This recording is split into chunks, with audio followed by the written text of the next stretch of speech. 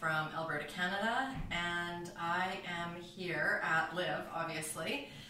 I probably, like everybody else, like I never wanted to do IVF. I was, oh my God, so turned off, terrified.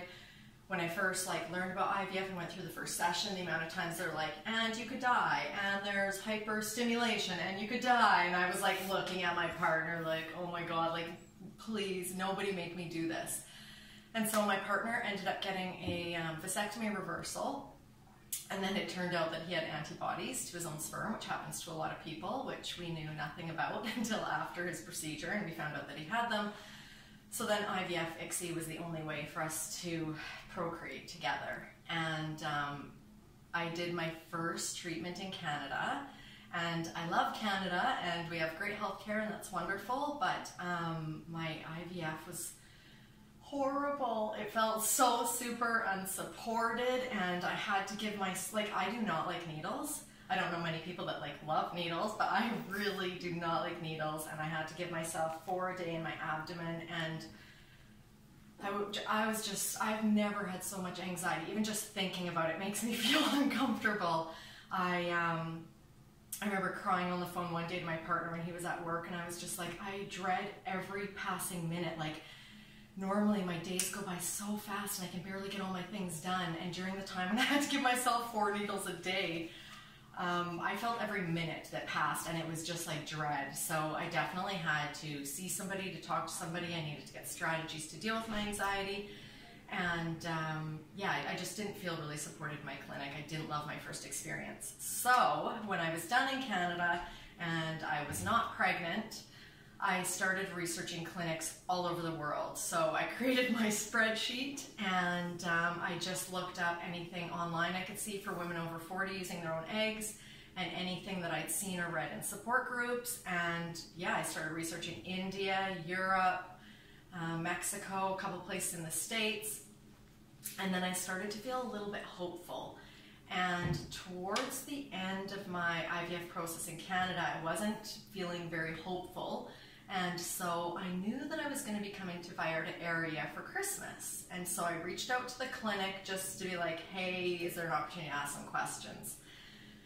And Sergio got back to me right away. And while I was doing research, and it took 30 days, for example, to get my medical records for my clinic in Canada, and I was still doing my research, Sergio from LIV just stayed in touch with me, and he was the only person that stayed in touch with me out of any of the clinics. One clinic, maybe even 2, messaged me some kind of log into our portal, something's been created for you, and I've still never even done it because life happens and we're busy, and Sergio just made it so easy. So when I first came here, I sent him probably I don't know, 4 or 5 pages of questions that were, yeah, probably very interesting to receive, but he was so nice and answered every single question, and questions that he couldn't answer, he had the doctor answer, and I felt really good about that.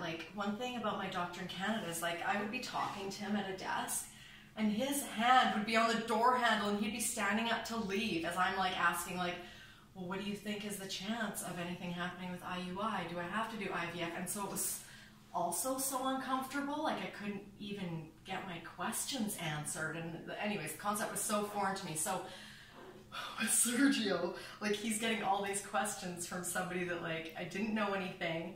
And I'd watched this movie, Private Life, and I was like, oh, in this movie, this girl only has to give herself 1 needle a day. And I'm like, that's such a breeze. Oh my God, that'd be amazing. And she got put to sleep.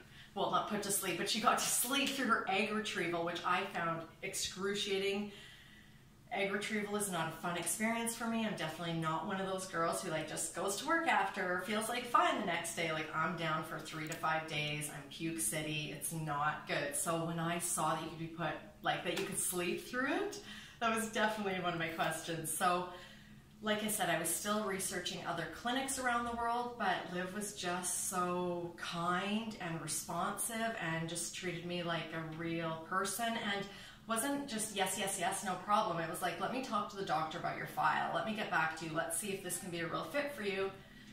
And if it is, we'll go forward. If it isn't. So LIV almost almost worked by default in some ways because my experiences just continued to be so positive.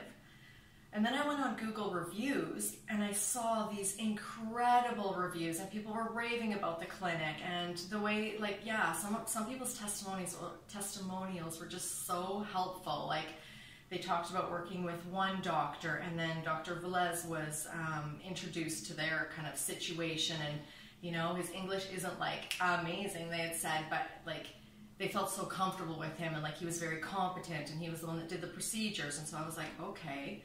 And then when I actually got here and came to the clinic, I remember my partner and my girlfriend were like, oh, we're so impressed. Like, the place is so clean. It's so nice. You're like, aren't you impressed? I was like, no. Like, just to have a place clean does not impress me. And I was kind of like very, not standoffish, but protective of myself. And again, everybody was just kind with me. When I first talked to the doctor over the phone from Canada, that worked out, and he was just straightforward, and he answered my questions, but he was never curt. Like, I never felt like his hand was on the door ready to leave. And yeah, so I came here my first time last year, I think right around Christmas. And yeah, I met with the doctor. And my partner had questions, and I had a couple of questions, and he just sat there, and he looked us in the eye, and he just answered them. And that was, I can't even believe that's making me emotional, but that was the first time I felt impressed, because I was just like, oh, it's like all we're getting is somebody's time, and like it's like having an impact on me, wow. And when my partner and I left that day, I was just like, they called me by my name. I wasn't number 10 to 16. They, like, the doctor that we saw is the doctor that gave me my ultrasound. Like, it was supported, right? I can't, like, how am I crying? I'm, like, never crying these days. It's the hormones, I swear.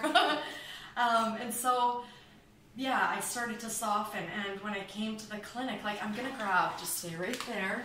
I'm going to grab my little cooler. Normally my cooler is blue, but I have this fantastic cooler, and I have all of my medications mixed. So when I was like, all I have to do is take this thing out and inject it into myself. When I was at home in Canada, my whole schedule, my whole life completely changed to be at home for my needles. And it took me about 13 minutes because I recorded videos that I would share with my family, because that was my support system, is sharing through video when I was there, because my support system doesn't live in the same city as me. And so much anxiety can build over 10 to 15 minutes when you're like mixing your meds and you're like trying to get it right. You've never done anything like this before, and then as you're mixing them and you're terrified of needles, and then you're going to give yourself the needle. With this thing, there's none of that. I have given myself my needle while shopping in Sayulita. I pop in the back seat of my car, I put the ice pack on, I sterilize, I needle. I'll go in for a walk on the beach. I see some hotel chairs at the end that look vacant. My alarm goes off telling me it's time for my needle. I go and give myself a needle on the beach. And I just throw this thing right back in my tote bag. And like, I can live a life. And it's only one needle a day for most of the stims. It literally changed my life. I would not be going through IVF right now if I didn't have LIV Clinic and I didn't have this kind of support and the kindness and this like whole community of people. And I know if you've watched any of the videos here, everybody kind of says that, like, the receptionist hugs you, and Sophia comes out and hugs you, and Sergio's waving to you. Like, people are really kind. And that doesn't really affect me necessarily. Like, I feel like people should be kind and should offer a high level of service, but that they actually do every single time has changed my life. So the last time I was here, when I was going through my treatment, my hormone levels were quite high, and so the doctor let me know that they weren't going to do a fresh transfer. So that was a little bit upsetting, but we made a plan together, a different plan, which if you've done IVF anywhere else, so many doctors don't want to do a different plan. He talked to me about dual stim. We talked about maybe just freezing eggs and then coming back and doing another egg retrieval and then fertilizing. And honestly, I don't know if I will fertilize this trip or if I'll do another egg trip, because I have no idea what things are going to look like right now. So it's an interesting kind of a space to be in, but I feel not only do I just feel supported, like I feel like I can, like the last 2 months of my life since I've been here last time, I have been less stressed than I have been for years. Every single night for probably the last 4 years, I dream about hunting sperm, trying to get sperm, having babies. I've given litters of kittens. I've given birth to kittens in my dreams, bears, dogs, babies. It has consumed me. And I feel like the last time I saw the doctor and we had this plan, and I just felt such buy-in from him. Like I was telling my partner on the phone, because he was already back in Canada, and I was like, it feels so hard. And I was like, no.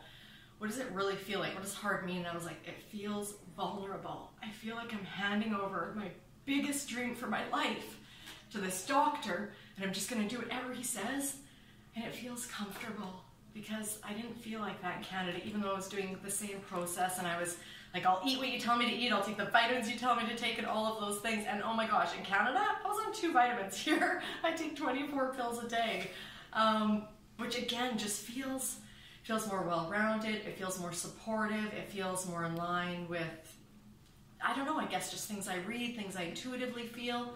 The doctors in Canada had me on the highest possible dose of meds, and I was very sick. And here I've been on less meds, and I have so far had 33% more success, and we'll see what happens with this next egg retrieval. But honestly, like, being at LIV really has changed my life. I have still hope and maybe an opportunity to have kids. I don't know if I will or if I won't. But I would have no shot if it wasn't for this clinic, because I would not be doing the 4 needles a day. And like, my Canadian experience was just so incredibly uncomfortable that I would be such a wreck if I was going through that. And so maybe I seem like a bit of a wreck right now, but honestly, this has just been incredible. So if anybody's considering it, I would definitely just reach out and ask whatever crazy, wild, wonderful questions you have and see if it feels like a fit. So thank you. Thanks so much for the opportunity to be here.